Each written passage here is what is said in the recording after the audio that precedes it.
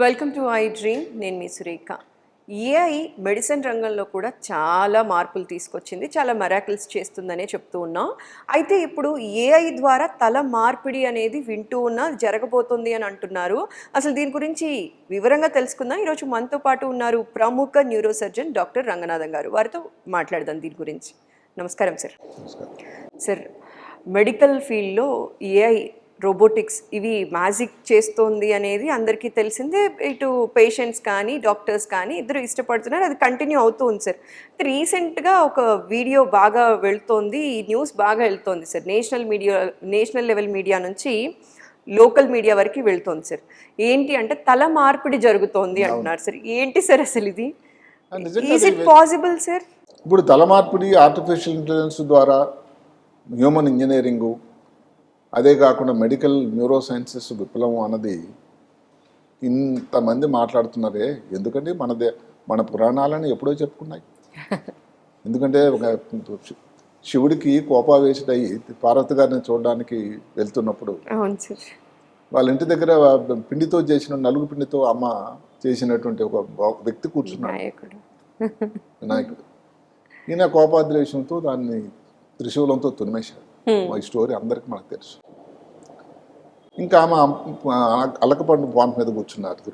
ఆ పిల్లాడిని నేను ఎంతో ప్రాణపాదంగా చూసుకున్నాము, మీరు తుంచేశారు. ఇంకా మరి శివుడికి తప్పలేదు.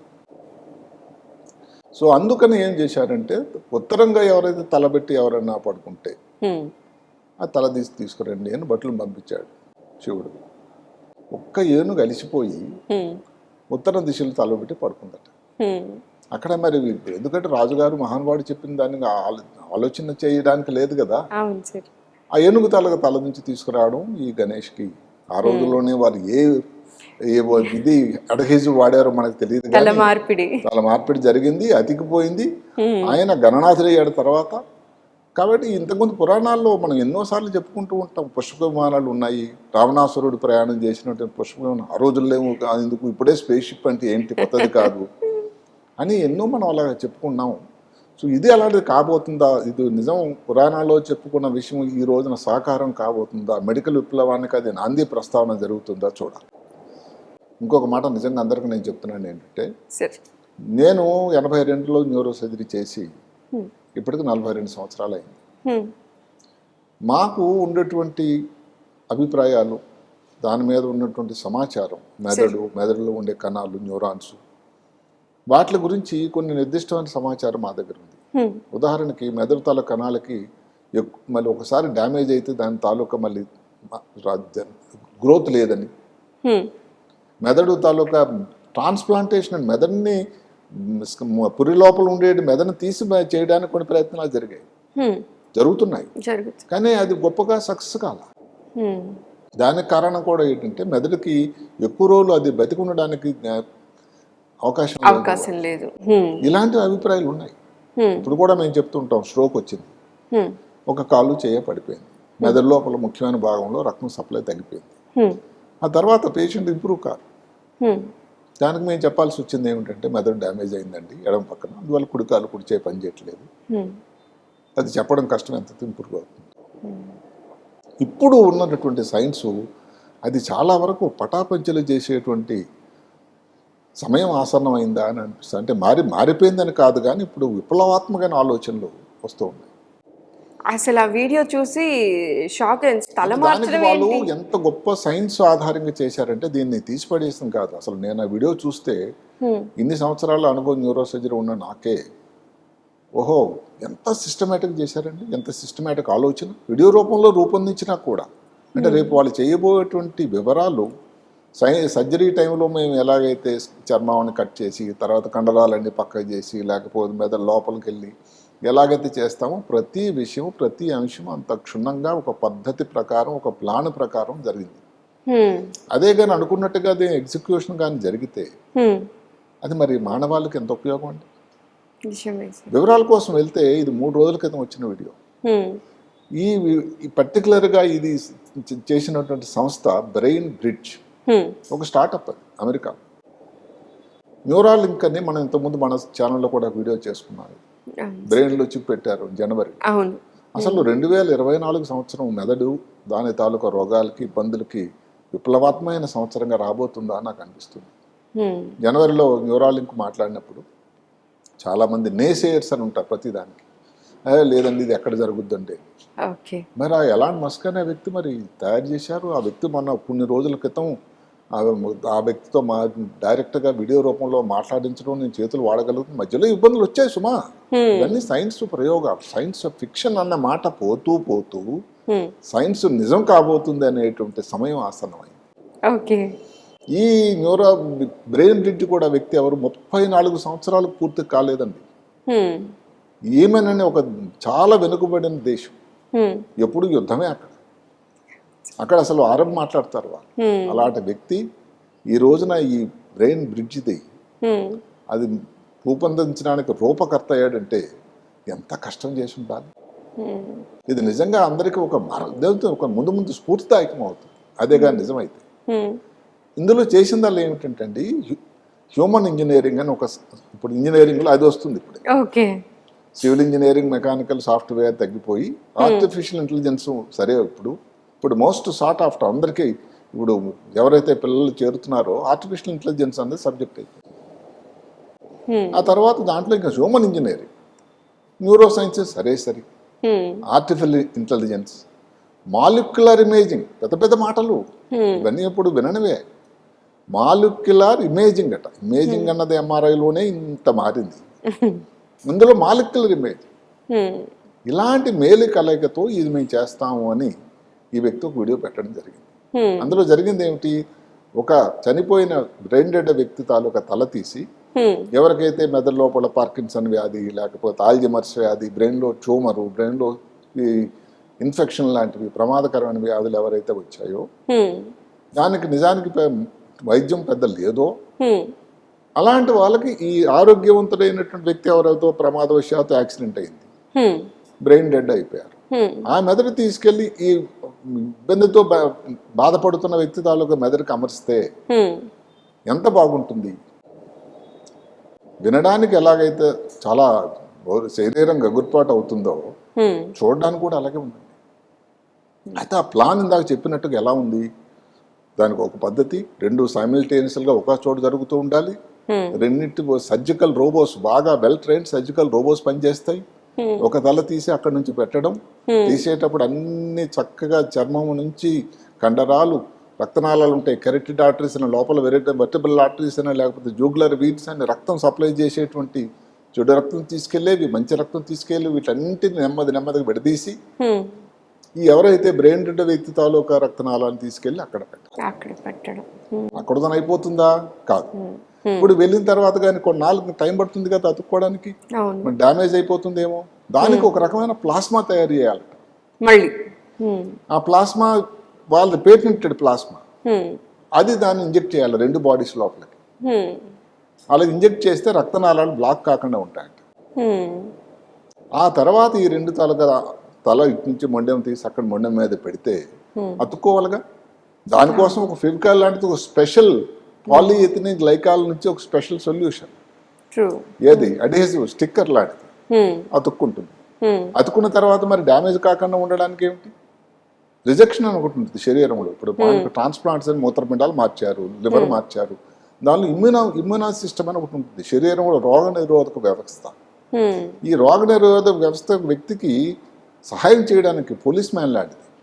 ఇప్పుడు కంచే చేను వేస్తే ఏమవుతుంది, కోవిడ్ టైంలో అదే జరిగింది. ఇలాంటి అవయవ మార్పిడి, ఈ తల మార్పిడి జరిగినప్పుడు ఇమ్యూనిటీ సిస్టమ్ నెగిటివ్ గా పనిచేసేటువంటి ప్రమాదం ఉంది. దాన్ని రాకుండా ఉండడానికి ముందు జాగ్రత్తగా కొన్ని మందులు ఇవ్వాలి. ఫోన్ అంతా సెటిల్ అయింది, తర్వాత చర్మం కట్ చేసి పెట్టారు, ఫేస్ అంతా మారిపోయింది, మరి అక్కడ ముడతలు రాకూడదు. ఇంత చేసే దానిలో సరిగ్గా లేకపోతే ఎట్లాగండి. ముఖ కవలికలు చక్కగా ఉండాలి, దానికోసం ఒక స్ప్రే ఉంటుందట. అంటే ఎంత పద్ధతి.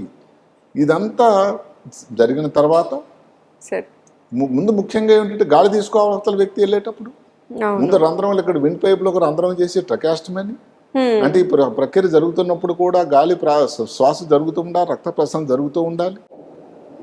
ఆ తర్వాత 4 వారాలు అందరి ఎక్స్పర్ట్స్ అందరి పర్యవేక్షణలో అక్కడ ల్యాబ్లో ఉండాలి. ఇది నాకైతే అనిపిస్తుంది అది సాధ్యము అని. అయితే వాళ్ళు ఇప్పుడేదో రేపొద్దునే రేపడు ఎలాంటి మాస్క్ లాగా ఆయనకి నా ప్రకారం ఒక పెద్ద కాంపిటేటర్ అయితే వచ్చాడు. మామూలుగా ఏంటంటే ఒక సైన్స్ మేధావి, ఒక ఎక్సెంట్రిక్ అని అంటాం ఎలాంటి మాస్క్. ఆయనకి ఇప్పుడు కాంపిటేటర్గా ఈ వ్యక్తి అవతరించాడా. ఆయన పేరు హష్మి అల్ గాలి. ఎక్కడో ఏమన్లో వాళ్ళ నాన్న రైతు అట్టండి అక్కడ. ఎలా మారిపోయింది చూడండి జీవితం. అంటే ఆ చెప్పగలగడం, ఆయన ఒక సోషల్ గొప్ప communicator, science communicator, molecular scientist, neuro surgeon కాదు ఆయన. కానీ ఈ బ్రెయిన్ బ్రిడ్జ్ స్టార్టప్ కోసం ఆయన ముఖ్యంగా ఉండేటువంటి అతని పేరే ప్రస్తుతానికి తెరపైకి వచ్చింది. మిగతా వివరాలు ఎవరు న్యూరో సర్జన్ టీంలో ఉన్నారని మాకు చాలా వివరాలు తెలియాల్సింది. ఒక సంతోషం ఏంటంటే వాళ్ళు ఏదో చెప్పేది రేపొద్దున అయిపోతుందని చెప్పలేదు. దీనికి ఈ ఆర్టిఫిషియల్ ఇంటెలిజెన్స్ ఉపయోగం ఏంటంటే ముందు కేసులు ట్రై చేసినప్పుడు ఏదో తప్పైంది అనుకోండి, ఆ తప్పు మళ్ళీ చేయకూడదు. చూసారా, మానవులు ఇంతకుముందు మేము మళ్ళీ మిస్టేక్ చేయకూడదు అనుకునేది ఆర్టిఫిషియల్ ఇంటెలిజెన్స్ ద్వారా మెమరీ అంత బాగుంటుంది. అలాంటివన్నీ సర్దుకొని అల్టిమేట్గా 10 సంవత్సరాలు 8 సంవత్సరాల తర్వాత రాబోయే నికరమైన ప్రోడక్ట్ ఏదైతే ఉందో చాలా గొప్పగా ఉంటుంది, అద్భుతంగా ఉంటుంది, మానవాళి కోసం ఎంతో ఉపయోగకరంగా ఉంటుంది. ఈ న్యూరో డెజనరేటివ్ డిజీజ్కి ఏ మందులు ఇచ్చినా పూర్తిగా క్యూర్ అంటూ ఇంతవరకు లేదే. ఎన్నో చోమలు వచ్చేటట్టయితే అసలు ఏంటి చేతుల హ్యాండ్సప్ పరిస్థితి, ఎన్ని కీమోథెరపీ ఇచ్చినా కూడా ఉపయోగం లేదు, రోబోస్ ద్వారా ఇది జరగబోతుంది అని ఒకప్పుడు ఇంతకుముందు వీడియో చేశాం. రాయ్ కుర్వేల్ అని, అంటే 2034 కల్లా మనిషికి మరణం లేదా అని.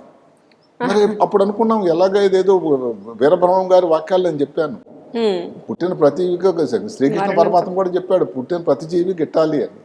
మరి అలాంటిది ఇప్పుడు సైన్స్ అన్నది దానికి అతీతంగా మారబోతుందా? అంటే ఇలాంటి విషయాలను చూస్తూ ఉంటే ఒక్క సంవత్సరం 4 నెలల మధ్య విరామంతో ఎన్ని గొప్ప పరిశోధనలండి.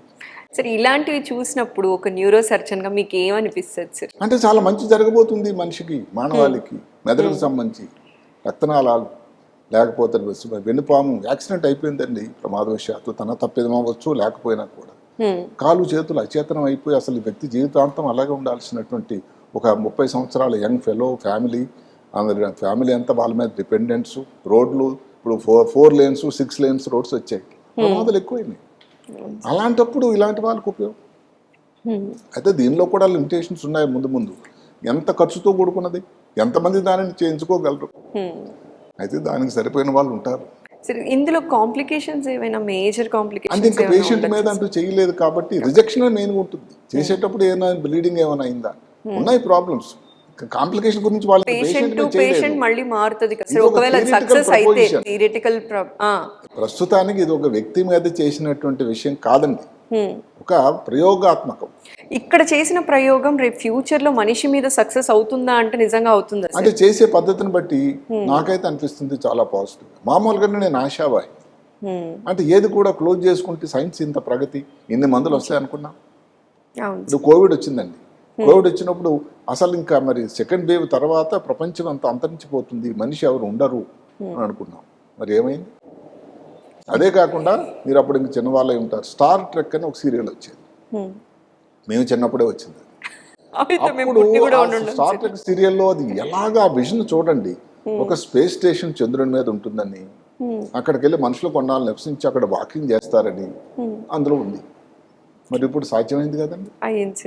అలాగే ఎన్నో జరుగుతున్నాయి సంఘటనలు. సో సైన్స్కి ఇప్పుడు ఒక లిమిట్ లేదు, ఇంకా అసలు హద్దులు లేవు, ఎల్లలు లేవు. అది ఎంత అందులో ఇలాంటి ఆర్టిఫిషియల్ ఇంటెలిజెన్స్ లాంటి గొప్ప సాధనాల ఉపయోగంలోకి వచ్చి మిస్టేక్లు అనేది రిపీట్లుగా చేయడానికి ఆస్కారం లేదు. ఎందుకంటే మెషిన్ సరిదిద్దేస్తుంది, అబ్బాయి నువ్వు తప్పు చేసాం మళ్ళీ చేయొద్దు ఆ స్టెప్కి వెళ్ళగానా. అసలు మీరు ఆ వీడియో ఎవరన్నా చూసినట్టయితే ఆ పద్ధతి, ఆ సిస్టము, ఆ స్టెప్ బై స్టెప్ ఎక్కడ కూడా తొందరపాటు లేకుండా ప్రతి దానికి ఒక ఆలోచన, సొల్యూషన్, దానికి అతుక్కోవడానికి ఒక అడ్వైజివ్, లేకపోతే తర్వాత స్ప్రే లేకపోతే మళ్ళీ ఇబ్బంది, ఇన్ఫెక్షన్ వచ్చేస్తుంది అనుకోని ముక్క కవలకి ఒక స్ప్రే ఉంటుందట, ఏదో స్కిన్ పెట్టిన తర్వాత అంటే నార్మల్గా ఉండాలి. అంత ప్రతి మెటిక్యులస్గా వెంట్రుక వాసి డీటెయిల్స్కి వాళ్ళు చేసిన అటెన్షన్ నేను అనుకోవడం వాళ్ళు సక్సెస్ అవుతారు. అయితే మనం ఇప్పుడే తొందరపడడానికి అవకాశం లేదు. ముందు అయితే ఇంకా ఇలాంటివి వస్తాయని మానవాళికి చాలా మంచి జరుగుతుందని నా ఆలోచన. నిజంగా ఇలాంటివి సక్సెస్ అవ్వాలి, ఏఐ ద్వారా ప్రతి ఒక్కళ్ళకి కూడా అంటే ట్రీట్మెంట్ లేక మరణించే శాతం పూర్తిగా పోవాలి. ఆల్రెడీ కొన్ని రంగాల్లో మనం successful గా వెళ్ళిపోతుంది స్ట్రోక్ అని వచ్చేది. ఇప్పుడు ఎక్కడో చిన్న దూర ప్రాంతం అనుకోండి, ఎక్కడో గుంటూరు దగ్గర, లేకపోతే ఎక్కడో తెలంగాణలో మహబూబాబాద్ దగ్గర చిన్న పల్లెటూరు స్ట్రోక్ వచ్చింది. వ్యక్తులు హైదరాబాద్ వచ్చేసరికి 6 గంటలు 10 గంటలు అయిపోయేసరికి పుణ్యకాలం కాస్త అయిపోతుందని మేము చెప్పేవాళ్ళం కాలం. ఇప్పుడు అక్కడ జరిగిన తర్వాత సిటీ స్కాన్ ఎంఆర్ఐ లోడ్ చేసి ఇక్కడ ఆర్టిఫిషియల్ ఇంటెలిజెన్స్ సౌకర్యం ఉండేటువంటి స్ట్రోక్ టీంకి ఇక్కడ నుంచి వాళ్ళకి మెసేజ్ అండి, మీరు ఈ మందు ఇవ్వండి సరిపోతుంది, హైదరాబాద్ రాక్కర్లేదు. ఆర్టిఫిషియల్ ద్వారా ఎక్కడెక్కడ ఉన్నాయి ఫెసిలిటీస్ అంటే ఇప్పుడు యాంజియోగ్రామ్ చేయాలి, లేకపోతే డిఎస్ఎం ఉండాలి, ఎక్కడ ఉంది, ఏమిటి, ఎంత దూరంలో ఉంది, ఏ దిశలో వెళ్తే చూడండి మారిపోయింది, ఎంత దూరం మారింది. అందువల్ల ఆర్టిఫిషియల్ ఇంటెలిజెన్స్ తాలూకా ఔన్నత్యం ఉపయోగం మెడికల్ ఫీల్డ్లో కూడా చాలా చాలా రాబోతుంది. ఇంకా ఫ్యూచర్లో ఇంకా బోల్డ్ అని మెరాకిల్స్ చేయాలి. ట్రీట్మెంట్ లేక చనిపోయే పేషెంట్స్ అసలు ఉండకూడదు అని మనస్ఫూర్తిగా కోరుకుందాం. తప్పకుండా అందరం కోరుకోవాలి. ఈ వీడియో ఈ సమాచారం విన్న తర్వాత చాలా స్ఫూర్తిదాయకంగా అనిపించింది సార్. నాకు మీరు మాట్లాడుతున్నప్పుడే ఆనందం కనిపిస్తుంది సార్.